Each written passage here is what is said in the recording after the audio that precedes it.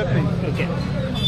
25 जून 1975 साली या देशाच्या पंतप्रधान तत्कालीन पंतप्रधान इंदिरा गांधींनी एमर्जन्सी लागू करून डॉक्टर बाबासाहेब आंबेडकरांनी लिहून ठेवलेल्या घटनेचा अपमान केला होता. अपमान काय, हत्या केली होती. कारण हुकुमशाहीचा एक नवा अवतार इंदिरा गांधीच्या रूपात या देशानं बघितला. अनेक निष्पाप लोकांना जेलमध्ये घालायचं, पत्रकारांचं स्वातंत्र्य हिसकावून घेतलं गेलं होतं. कुणीही काही बोलू शकत नव्हतं, लिहू शकत नव्हतं. हुकुमशाहीचं एक जिवंत उदाहरण इंदिरा गांधींनी त्यावेळी दर्शनाला दिलं होतं.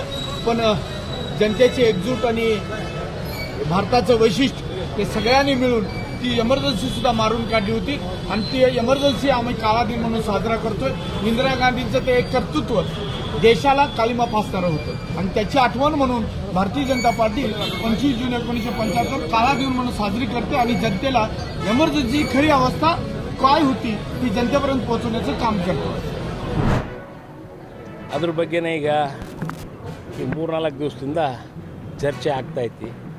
ಮತ್ತು ರೈತರುಗಳು ಸಾಕಷ್ಟು ಜನ ಅಲ್ಲಿ ಸ್ಪಾಟಿಗೆ ಹೋಗಿ ಅದನ್ನು ನೋಡ್ಕೊಂಡು ಕುಲಂಕುಷವಾಗಿ ಪರಿಶೀಲನೆ ಮಾಡ್ಯಾರ.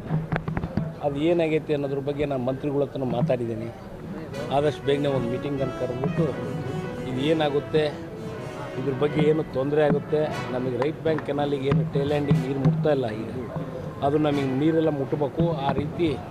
ಮತ್ತು ಡೌನ್ ಸ್ಟ್ರೀಮ್ನಾಗ ನೀರು ತಗೊಳ್ರಿ ಅಂತಂದರು ಯಾರೋ ರೈತರು ಎಲ್ಲರೂ ಸೇರಿ.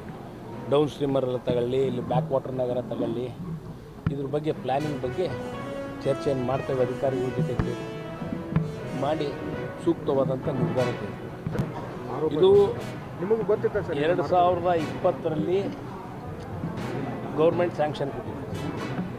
ಗೌರ್ಮೆಂಟ್ ಸ್ಯಾಂಕ್ಷನ್ ಕೊಟ್ಟಿರೋದನ್ನ ಅವ್ನು ಕಾಂಟ್ರಾಕ್ಟ್ರು ಮೊನ್ನೆ ಪ್ರಾರಂಭ ಮಾಡ್ಯಾರ. ಯಾವಾಗ ಅದು ನಮಗೂ ಯಾರಿಗೂ ಗೊತ್ತಿಲ್ಲ. ಅದು ಒಂದು ಸ್ವಲ್ಪ ಇಂಟೀರಿಯರ್ ಐತಿ. ಅದು ಈ ರೈತರಿಗೆಲ್ಲ ಗೊತ್ತಾಗೈತಿ. ಇದು ಎಲ್ಲರ ತಾಳ್ಮೆಯಿಂದ ಇರಲಿ.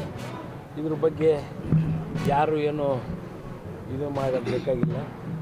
ಮುಖ್ಯವಾಗಿ ನಮಗೆ ರೈಟ್ ಬ್ಯಾಂಕಿಗೆ, ಇರಿಗೇಷನ್ನಿಗೆ, ದಾವಣಗೆರೆ ಮತ್ತು ಶಿವಮೊಗ್ಗ ಜಿಲ್ಲೆಗೆ ಎಷ್ಟು ನೀರು ಬೇಕೋ ಇನ್ನೂ ಹೆಚ್ಚಿನ ರೀತಿಯಿಂದ ನೀರು ಹೆಂಗೆ ತರಬೇಕು ಅನ್ನೋದ್ರ ಬಗ್ಗೆ ನಾವು ಯೋಚನೆ ಮಾಡ್ತೇವೆ.